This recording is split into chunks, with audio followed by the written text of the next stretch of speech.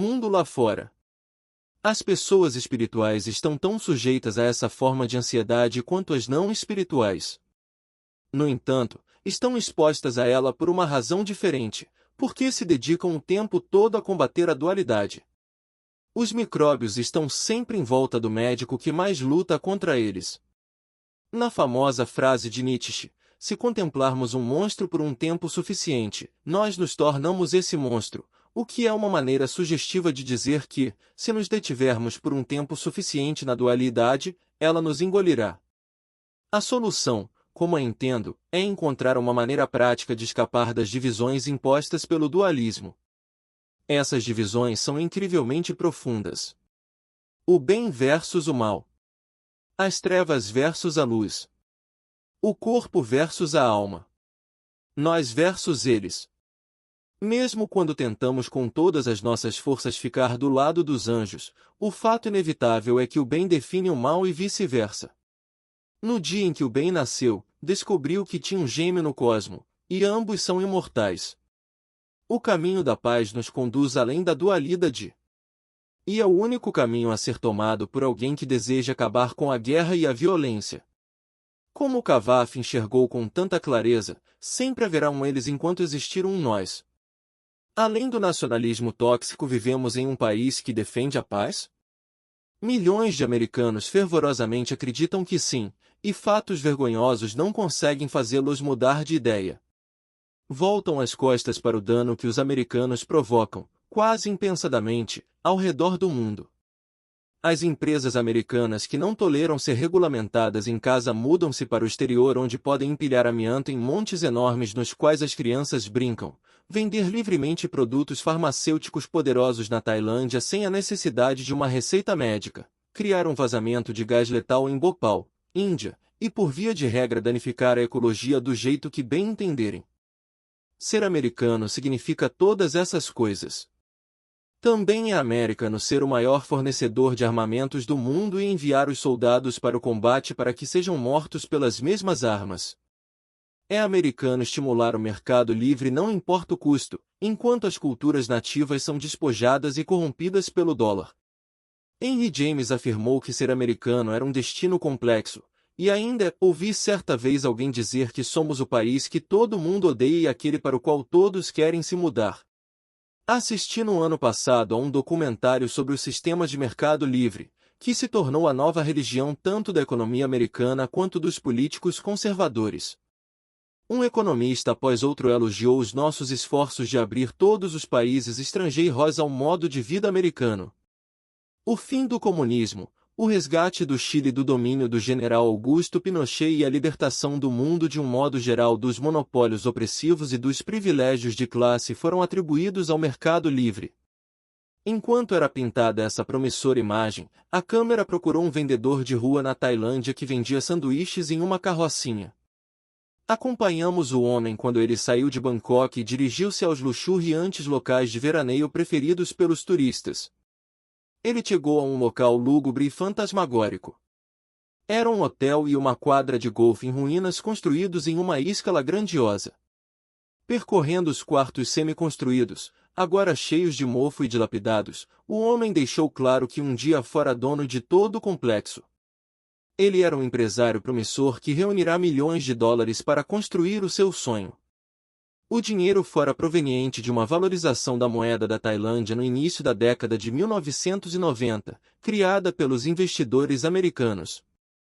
Alguns administradores monetários, sentados aos computadores de Nova York, lançaram a economia tailandesa em uma ascensão vertiginosa.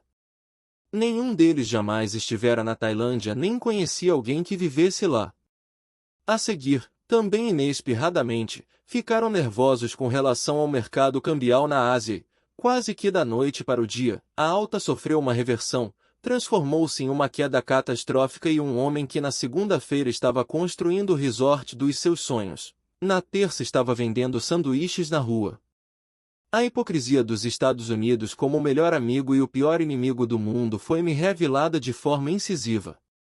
No passado, não precisávamos lidar com esses fatos comprometedores. Podíamos simplesmente nos proteger deles, como muitas pessoas fazem hoje em dia. Uma das estradas para o futuro transformará os Estados Unidos em uma fortaleza, isolada das realidades extrínsecas às suas fronteiras.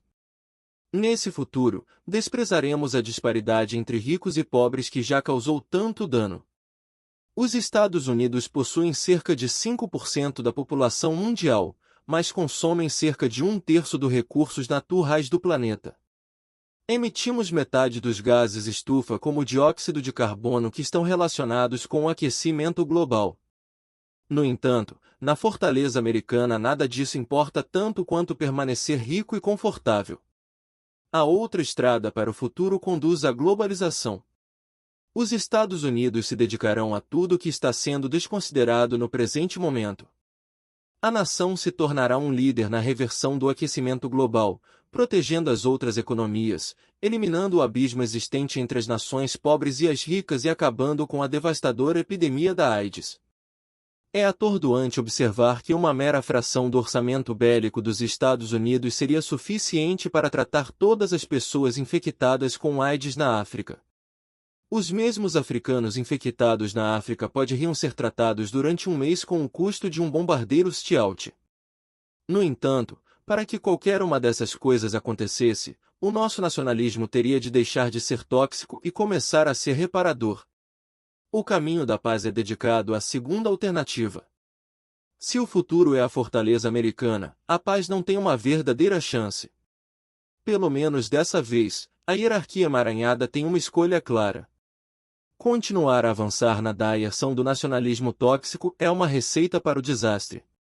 Compreendo que, para o resto do mundo, a globalização talvez não seja mais encarada como uma alternativa virtuosa para os Estados Unidos, ela é condenada como um disfarce para a dominância americana. Mas os Estados Unidos precisam se expandir e se tornar parte do planeta de uma maneira positiva. Isso se tornou tão claro no decorrer da última década que a maioria das pessoas, creio, enxerga o sinal de advertência. Os Estados Unidos precisam se globalizar ou afundar com um navio planetário. Os meus amigos ativistas, que se queixam sombriamente do amaldiçoado Império Americano e da sua política de apartheid econômico, estão cada dia mais furiosos. Por que continuamos a fazer escolhas tão trágicas e erradas? Perguntam eles. Por que permanecemos dominados pela irrealidade quando os problemas que temos diante de nós são óbvios e urgentes? Às vezes essas perguntas são retóricas, mas, se as fizermos com seriedade, a resposta reside no próprio poder do nacionalismo. Os Estados Unidos são uma identidade. Quando dizemos sou americano, não estamos apenas apresentando um simples rótulo.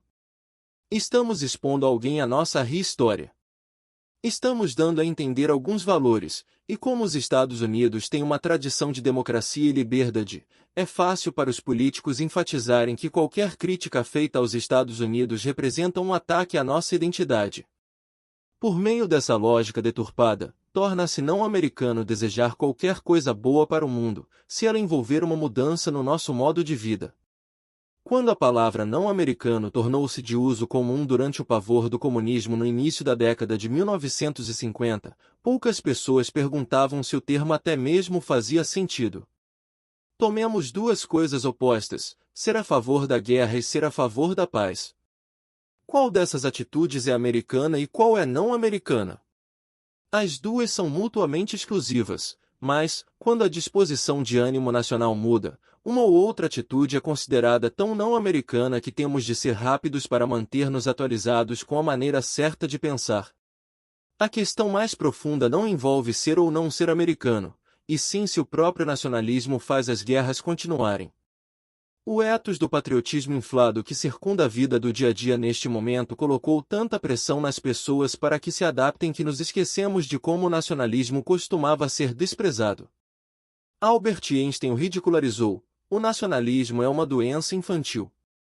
É o sarampo da humanidade. O famoso psicólogo Erich Fromm foi áspero e clinicamente frio: o nacionalismo é a nossa forma de incesto. Ele é a nossa idolatria e o patriotismo, o seu culto.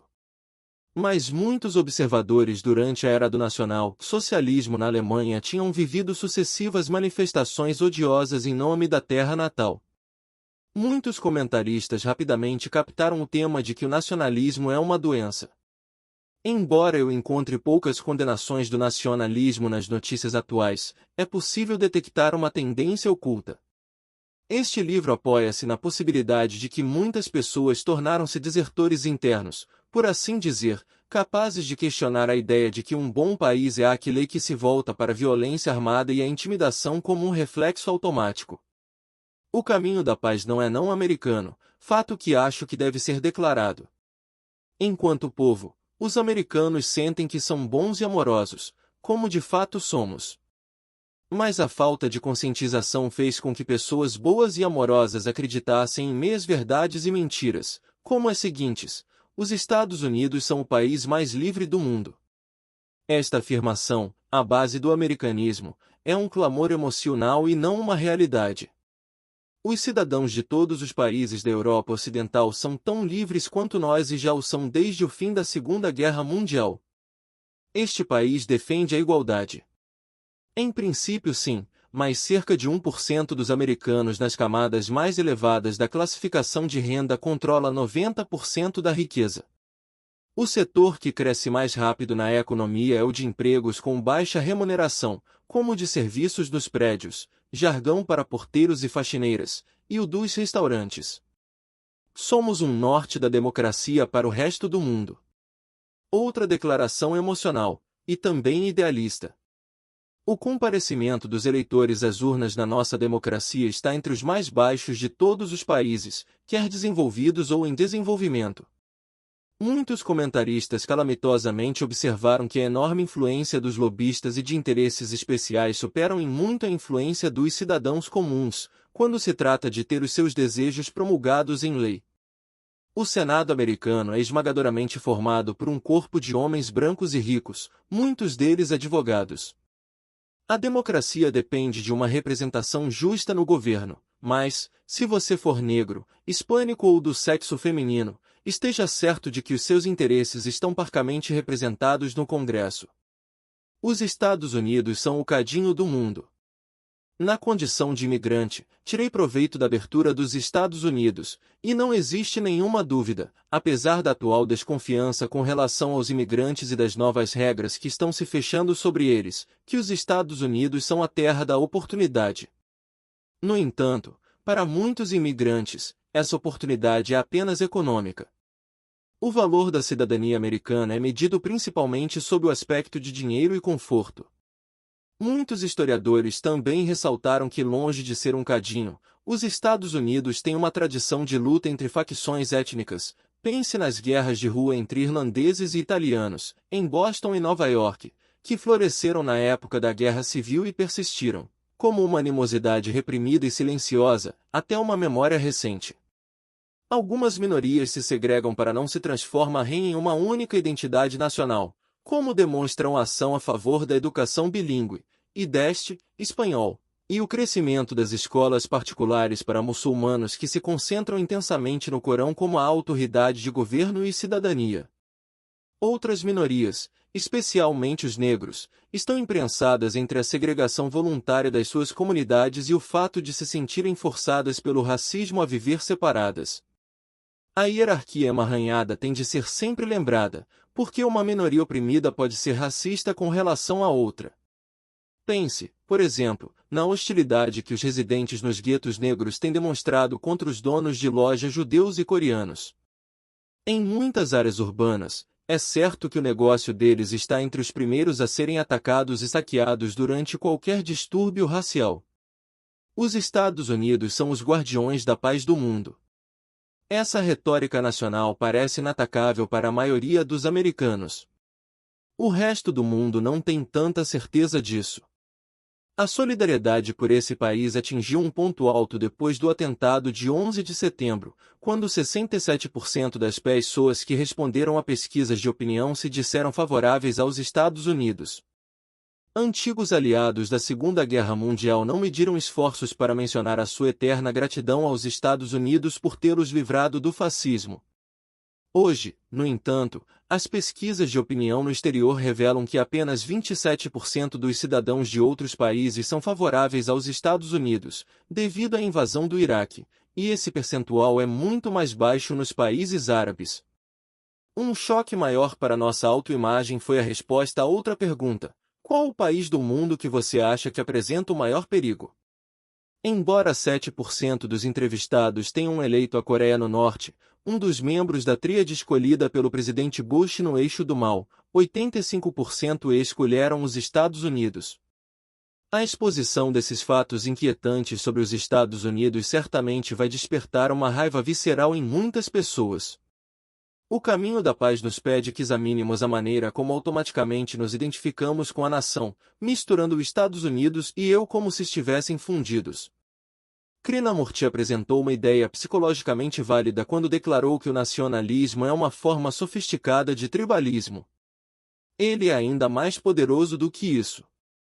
Uma das reviravoltas mais surpreendentes ocorridas no Iraque foi a união apresentada pelos sunitas e os xiitas.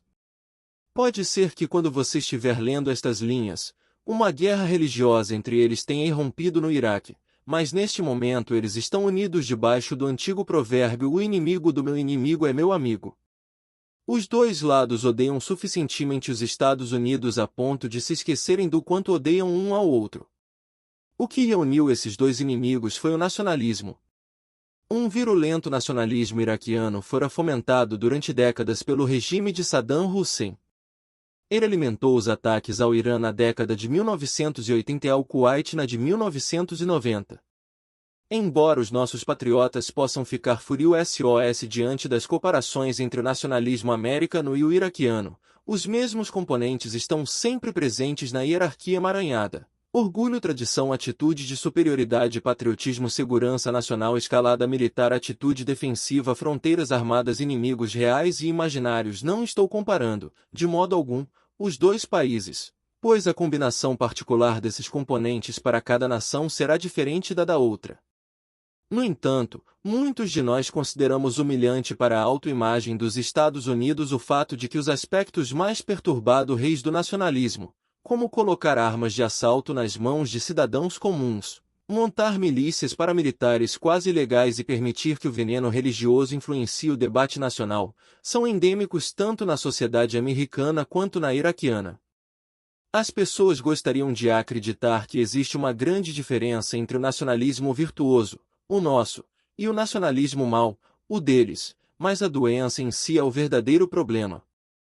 Manter a massa em um estado de rancor defensivo contra o Ocidente, e especialmente os Estados Unidos, foi uma constante durante o governo de Saddam Hussein.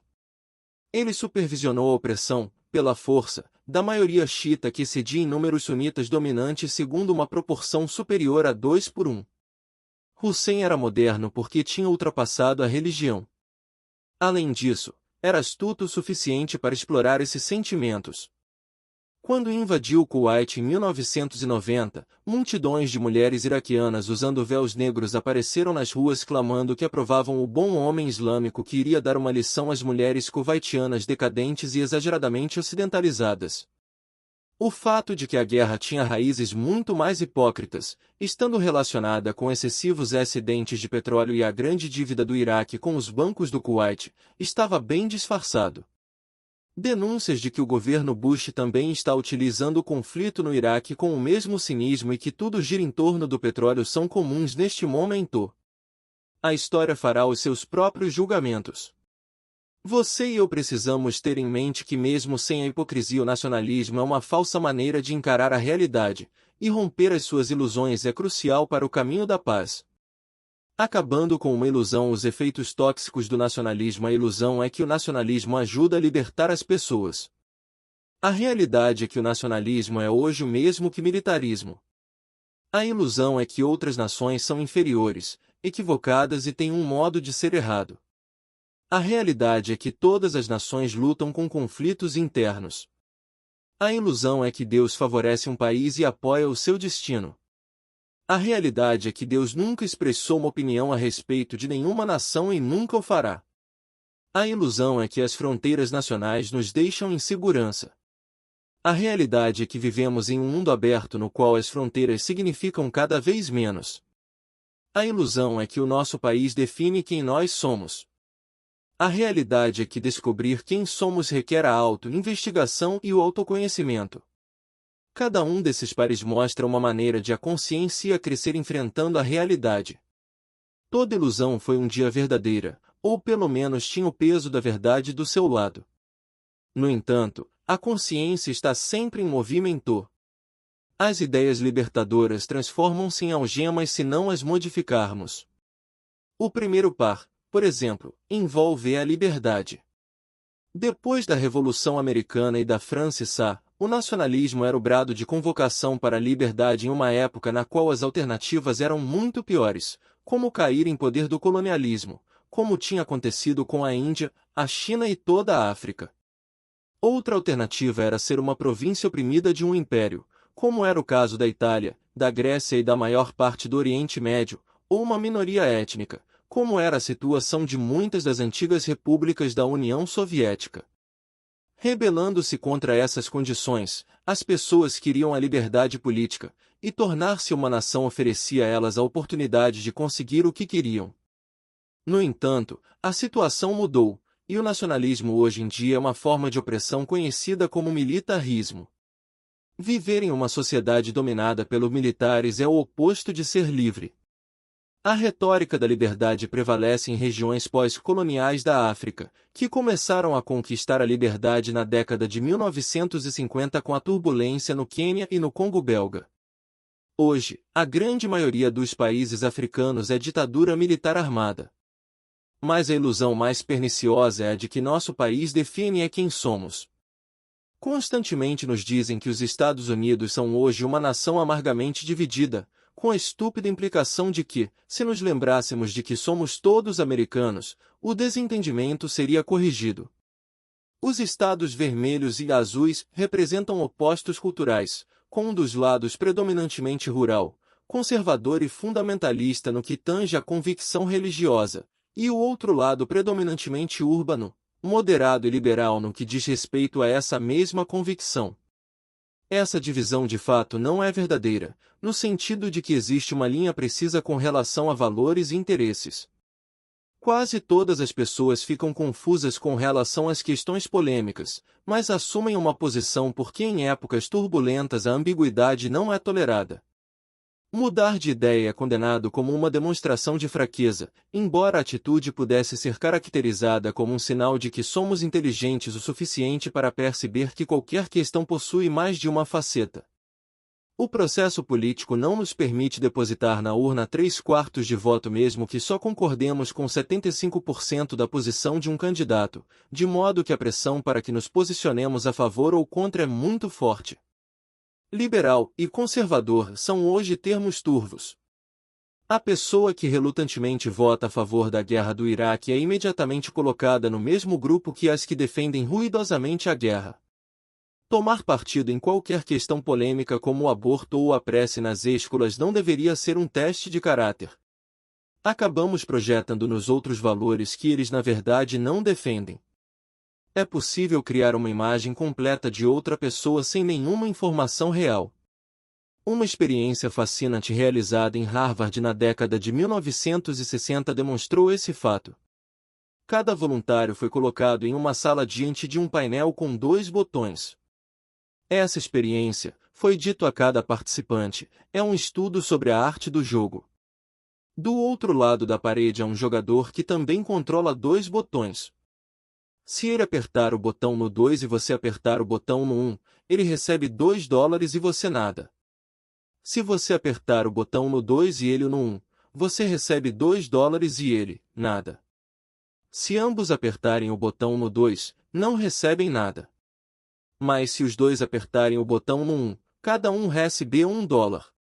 Os voluntários rapidamente absorveram o que estava em jogo. Caso se deixassem dominar pela ganância e apertassem o botão no 2 o tempo todo, seus parceiros poderiam retaliar fazendo a mesma coisa, e o resultado seria que ambos não receberiam nenhum dinheiro. Mas se silenciosamente concordassem em ficar apertando o botão no 1, sem recorrer ao expediente da trapaça para arrebatar $1 a mais aqui e ali, seriam capazes de ganhar mais dinheiro sem magoar a outra pessoa. A maioria dos participantes chegou a essa conclusão depois de tentar apertar o botão no 2 algumas vezes e descobrir que o seu parceiro fazia a mesma coisa. A ganância deu lugar à cooperação, e quase todos os voluntários começaram a apertar o botão no 1.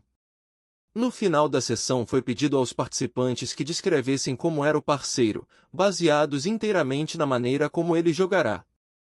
Sistematicamente, as descrições foram duras. Esse cara é egoísta e burro. Esse cara só queria jogar para si mesmo. Ele é um canalha. A tendência foi que as mesmas palavras fossem repetidas: irracional, teimoso, dissimulado, ardiloso, traiçoeiro, ganancioso. Por mais que tentassem enviar um sinal de que estavam dispostos a apertar o botão no 1, os participantes descobriam que o jogador do outro lado da parede continuava a apertar de vez em quando no 2. O que não sabiam era que não havia nenhum parceiro do outro lado, apenas uma máquina que gerava uma sequência aleatória de números 1 e 2. Qualquer coisa que o participante achasse que sabia sobre o parceiro era uma total projeção. Na verdade, tratava-se de uma experiência apenas sobre a projeção e de modo algum sobre a arte do jogo ou a cooperação. Estamos tão acostumados a fazer julgamentos sobre os outros que os políticos podem contar isso. Manter as pessoas de outras nações atrás de um biombo torna fácil rotulá-los com qualquer emoção que queiramos projetar. Li que as maiores risadas entre os membros da bancada na Convenção Nacional Republicana de 2004 acontecia quando qualquer orador usava as palavras França ou francês. Era possível contar com o reflexo automático de escárnio, já que os franceses tinham sido caracterizados pela imprensa como tendo a tendência de fazer cera, de não cooperar, de ser contra a guerra mesmo quando era justificada, anti-americanos, egocêntricos e aparentemente contra a própria liberdade, a julgar pela decisão da lanchonete do Congress só de trocar o nome de French Fries para Freedom Fries 3. Na verdade, os franceses tinham se revelado corretos com relação aos fatos. Foram céticos com relação à existência das armas de destruição em massa no Iraque. Previram que o Oriente Médio ficaria irritado se Saddam Hussein fosse atacado, com a possibilidade real de o terrorismo ser 3 French Fries, batatas à francesa, é como os americanos chamam corriqueiramente a batata frita comum que se come nos bares e restaurantes, cortada ao comprido. A lanchonete, como pilhéria, trocou o nome para Freedom Fries, batatas da liberdade. N da T, estimulado em vez de reprimido. Não acreditavam que Saddam Hussein representasse uma ameaça imediata a outros países e sentiam, de modo geral, que a guerra deveria ocorrer apenas como um último recurso. Mas os fatos pouco beneficiaram os franceses. Uma vez que foram colocados atrás do biombo e se tornaram outro, passaram a ser um alvo legítimo para quaisquer projeções que os fervorosos grupos pró-guerra quisessem fazer. A maioria de nós viveu uma época em que a projeção quase destruiu este país. A Guerra do Vietnã gerou um enorme colapso na antiga história sobre os Estados Unidos. Como a guerra é, sem dúvida, a pior maneira de criar a mudança, eu gostaria de recordar o protesto do Vietnã como um exemplo da mesma sublevação que hoje enfrentamos. A década de 1960 não se repetirá, mas os seus emaranhados e confusões já o fizeram. Vim para os Estados Unidos em 1970 como um jovem interno de medicina em Plainfield, New Jersey. Na minha primeira noite na sala de emergência, atendi as primeiras vítimas de arma de fogo que eu já vira. Tratei de centenas de outras à medida que o fato da violência americana cotidiana foi se revelando. Mas o Vietnã não estava longe do centro da minha visão. O ano seguinte, 1971, presenciou as maiores manifestações populares a favor da paz na história dos Estados Unidos. A marcha daquele ano em Washington foi especialmente rancorosa devido à invasão do Camboja por Nixon e à morte dos alunos da Universidade Kent State no ano anterior. Aprendi com extrema rapidez o quanto a paz e a violência estavam entrelaçadas. Essas manifestações foram palcos de raiva e resistência de ambos os lados.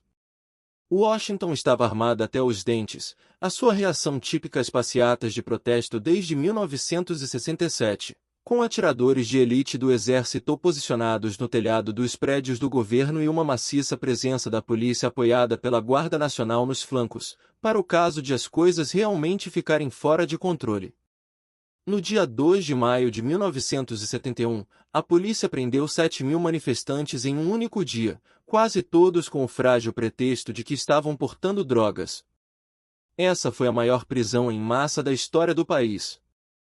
75 clérigos tinham sido convocados para acalmar a multidão, mas as autoridades estavam claramente no comando. A polícia de Washington aprenderá a aperfeiçoar as prisões em massa às pressas. Em vez do processo tradicional, que exigia que o policial que fazia a prisão escrevesse um relatório detalhado sobre a razão da detenção, foram elaborados formulários reduzidos nos quais o policial tinha apenas que preencher os espaços em branco. Em vez de algemas de metal, cordas de plástico flexíveis e baratas eram distribuídas aos milhares. Espera-se que um policial apresente uma justificativa plausível no tribunal, o que é obviamente impossível quando tantas prisões são feitas ao mesmo tempo. Desse modo, câmeras Polaroid foram instaladas ao lado de cada furgão da polícia, o que possibilitava que os policiais fossem fotografados perto do acusado. Essa foto serviria de memória auxiliar no caso de um juiz querer saber o que uma pessoa específica teria feito. Toda essa eficiência acabou indo por água abaixo. A polícia de Washington prendeu manifestantes demais para se incomodar com formalidades, e, como as prisões da cidade não tinham capacidade para conter todos os detidos, eles foram arrebanhados do lado de fora em áreas de detenção. Os manifestantes nunca tiveram sucesso no seu objetivo declarado de fazer Washington parar de funcionar por um dia como símbolo do fervor antibélico. No entanto, essa vitória do governo não apagou a amarga verdade de que a paz se tornará uma mini-guerra civil. O movimento da paz em prol do Vietnã é um exemplo perfeito de por que a nossa condição atual é tão confusa. Os valores estavam fluidos, as pessoas faziam projeções umas sobre as outras de uma forma desordenada. A hierarquia emaranhada estava dominada por novos conceitos que a antiga história dos Estados Unidos não era capaz de assimilar. Hippie manifestantes jovens defensores da paz e do amor, diferença entre as gerações, atitudes contra a classe dominante, complexo militar industrial, defensores da guerra, defensores da paz, efeito dominó, extremismo na defesa da liberdade. O verão do amor só tinha 4 anos de existência em 1971, mas os protestos já tinham passado por uma estonteante evolução além dos jovens defensores da paz e do amor. Lemos a respeito de meninas hippies na passeata de outubro de 1967 contra o Pentágono, dançando diante de soldados com baionetas, perguntando: "Você aceita minha flor? Você tem medo de flores?" A injustiça racial tornou-se parte do protesto. A não-violência estava contaminada pelas táticas terroristas do grupo ativista Weather Underground, que bombardeava os laboratórios das universidades ligados ao Departamento de Defesa, e as pessoas que se opunham à guerra eram rotuladas de traidoras. Os motivos nunca permanecem puros na hierarquia emaranhada. Os opostos contaminam uns aos outros. As boas intenções se tornam indistintas e comprometidas. O movimento da paz daquela época estava muito certo da sua posição moral, mas, em uma visão retrospectiva, muitos americanos culpam os manifestantes por terem perdido a guerra, envergonhado o país, por levar a discórdia e o conflito para as ruas, e criar uma confusão generalizada. Foi uma época de expansão da consciência, mas também um período no qual os índices de criminalidade triplicaram e nunca regrediram aos níveis anteriores, e o uso de drogas aumentou milhares de vezes. Nenhuma sociedade emerge intacta da guerra.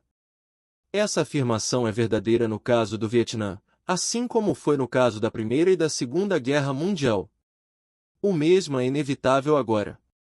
O conflito permanente na República Russa da Chechênia é um exemplo perfeito de como o patriotismo bitolado torna-se uma forma de autodestruição. No momento em que escrevo este parágrafo, terroristas que lutam por uma Chechênia livre ocuparam uma escola na cidade de Beslan, no sul da Rússia. Eles entraram à força com bombas e armas de fogo no dia mais alegre do ano, o primeiro dia de aula, que é feriado na Rússia. Em uma catastrófica tentativa de resgate, as Forças Armadas Russas SAS, ao lado das bombas dos terroristas, causaram a morte de centenas de reféns, entre eles mais de 175 crianças. As notícias já devem ter chegado até você, e você terá sentido a tristeza de saber que o terrorismo, outra vez, levou as coisas longe demais, envolvendo uma grande quantidade de crianças inocentes. Hoje estou lendo a respeito de um comício contra o terrorismo no centro da Praça Vermelha, em Moscou. O prefeito da cidade gritou ao microfone: "Moscovitas! Não somos fracos, somos mais fortes do que eles. Mais fortes. Os fascistas não conseguirão derrotar a Rússia e o terror também não o conseguirá. Estamos juntos. Vamos vencer." O mundo externo tem dificuldade em entender por que a Rússia está disposta a suportar uma luta sangrenta para manter o domínio de uma remota república no Cáucaso depois de ter voluntariamente dissolvido a maior parte da antiga União Soviética. O presidente Vladimir Putin agarrou-se ao implacável espectro do fundamentalismo islâmico, fundindo a sua luta contra uma Chechênia livre com a guerra global contra Osama Bin Laden e os seus seguidores. Isso se tornou uma profecia autorrealizável. Agora o principal líder rebelde da Chechênia, Shamil Basayev, um violento combatente barbudo de cabeça raspada, que anteriormente lutara ao lado dos russos, apresenta-se como um terrorista carismático no estilo de Bin Laden e invoca a Al-Qaeda como sua aliada tática. Se você e eu sentimos angústia e repulsa diante do ataque de Beslan, podemos virar a cabeça enquanto a Rússia faz o que precisa fazer para retaliar. Putin já está exigindo mais poder em uma escala sem precedentes. Mas, em vez disso, deveríamos olhar direto para a hierarquia emaranhada, pois esse não é de modo algum um caso em que a questão esteja claramente definida. Para impedir que a Chechênia declarasse a independência, os russos invadiram a região em 1994. A capital, Grozny, foi reduzida a escombros e é hoje uma paisagem desoladora e totalmente anárquica que lembra Berlim depois da Segunda Guerra Mundial. 80.000 chechênios, quase todos civis, foram mortos, e um número ainda maior ficou desabrigado. A hierarquia emaranhada não deixa nenhum elemento intocado. Nesse caso, temos o nacionalismo tóxico de ambos os lados, considerando-se que os dois recorrem a atrocidades.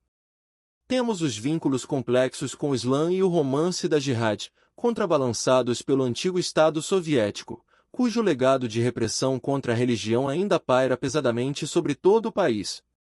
Quando olharmos direto para esse emaranhado, o impulso de tomar partido torna-se menos premente, embora ainda possamos nos sentir emocionalmente afetados à medida que os eventos se desenrolam. A única solução é desemaranhar a hierarquia.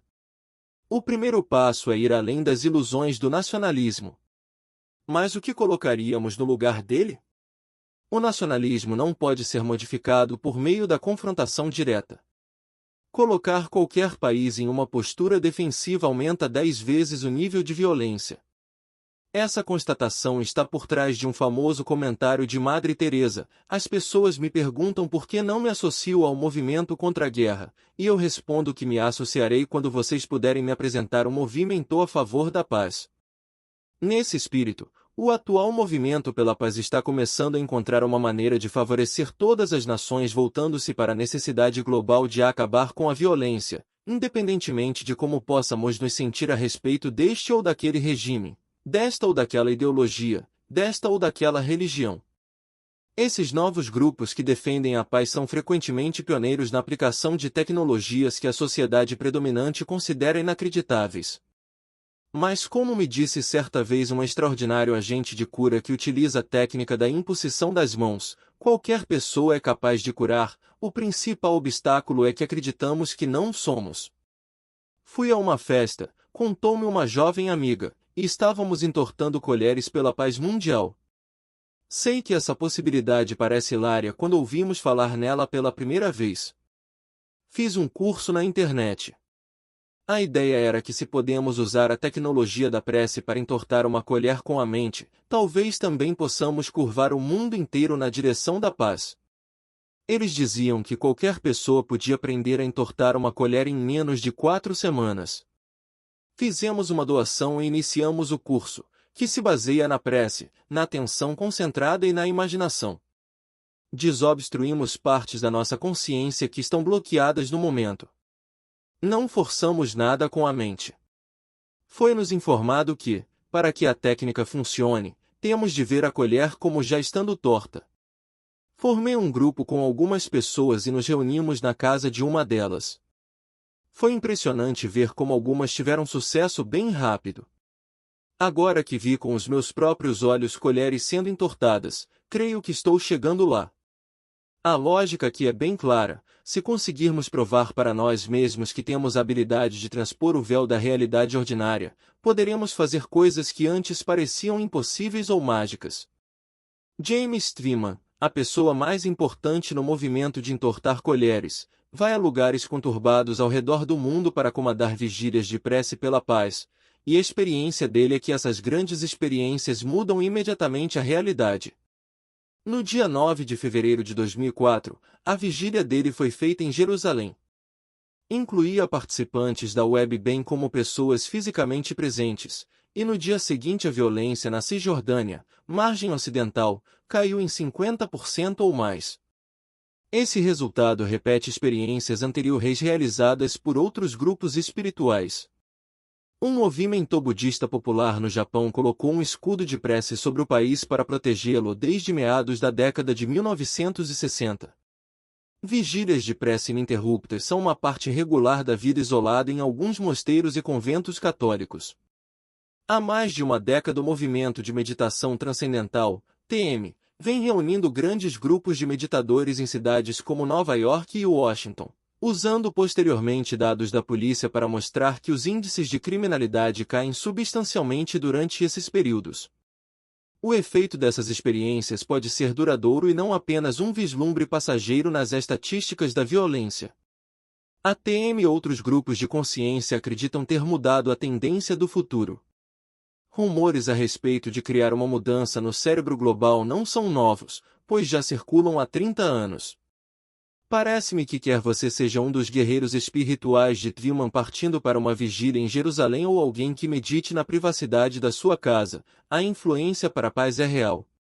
Não devemos nos deixar desviar do nosso rumo por desmistificadores e céticos que oferecem truques triviais da bolsa do mágico para explicar fenômenos muito interessantes. Os desmistificadores não deixarão de fazer o que fazem apesar de centenas de pessoas afirmarem entortar colheres e chaves com a mente. Estive presente em uma demonstração em Oxford, na Inglaterra, onde mais de 200 pessoas, a maioria da comunidade universitária, participaram exibindo uma chave e tentando vergá-la. Cerca de 10 ou 20% delas tiveram sucesso na primeira tentativa. Por outro lado, o fato de os entortadores de colheres viverem nos chamados mistérios e segredos que envolvem o que eles fazem, provavelmente não ajuda a atenuar o ceticismo. A verdade nua e crua é a seguinte: a consciência determina quais os fenômenos que são reais e quais os que não são. Todo ato de magia é na verdade resultado de se dar permissão para que uma lei natural oculta ascenda à superfície, emergindo das trevas onde a obrigamos a se esconder. A propulsão a jato foi uma mágica oculta durante milhares de anos, assim como mover objetos com o pensamento, telecinesia, o é nos dias de hoje. Observar um avião levantar voo não é mais mágico para nós, mas ver uma pessoa levitar seria. A diferença pode estar apenas na aceitação. A pessoa comum não é capaz de explicar como um veículo feito de aço que pesa 100 toneladas pode voar, mas, já que outra pessoa é capaz de dar essa explicação, a tecnologia do voo tem permissão para entrar na consciência humana como uma coisa real e não mais como um mistério. Se alguém puder explicar como funciona a tecnologia da paz mundial, ela também terá permissão para existir como realidade. Creio que a impossibilidade da paz reside apenas na nossa cabeça. Uma vez que começarmos a aceitar o impossível, uma rápida mudança terá lugar. Nesse ínterim, sou grato a histórias como a que se segue, contada por um dos participantes do grupo que entorta colheres. Um amigo nosso tem um filho de 12 anos. Certa noite, depois do jantar, estávamos conversando sobre o curso de entortar colheres. Enquanto falávamos, o menino resolveu ver se conseguia vergar uma das resistentes colheres de prata da mãe. Ele conseguiu. Ela se curvou de uma maneira estranha, não em um lugar naturalmente fino. Ele ficou realmente assustado ao se ver diante de uma realidade que a cultura dele tenta negar. Nós nos agarramos a uma realidade que define a magia como fraude, fantasia ou superstição. Quer se trate da telecinesia, da cura, da clarividência ou de qualquer número de aberturas, todos os tipos de fenômenos dão uma espiada por trás da máscara do materialismo. A partir desse ponto, dúvidas espirituais que eram plausíveis começam a desaparecer. Eventos aleatórios começam a formar padrões. Compreendemos que o Criador que se perdeu na sua criação somos nós. A verdade desponta quando começamos a descobrir quem realmente somos, desfazendo-nos de todos os rótulos falsos. O problema mais profundo do nacionalismo não é o fato de ele ter se tornado tóxico e sim de ter raptado parte na nossa identidade, e como todas as outras partes das quais abdicamos, essa precisa ser resgatada. O mito da segurança. O homem na televisão parecia preocupado. Por ser um comentarista sério, ele estava agindo assim porque era pago para isso. Mas ele também parecia alguém que acabará de absorver uma verdade profundamente preocupante. Metade das pessoas no mundo vive com $2 por dia, disse ele. Esses dados estão de acordo com a melhor estimativa do Banco Mundial. Quase todas essas pessoas sabem que somos ricos. Cerca de 20% da população do mundo vive com $1 por dia. Elas também sabem que somos ricos. Talvez há 50 anos não soubessem, mas hoje sabem. O seu tom de voz ficou ainda mais sério. Antigamente eram necessários enormes exércitos para empunhar armas de destruição em massa. Mas essas armas foram miniaturizadas, de modo que uma pessoa ou um pequeno grupo andando pela rua pode empunhar uma arma de destruição em massa.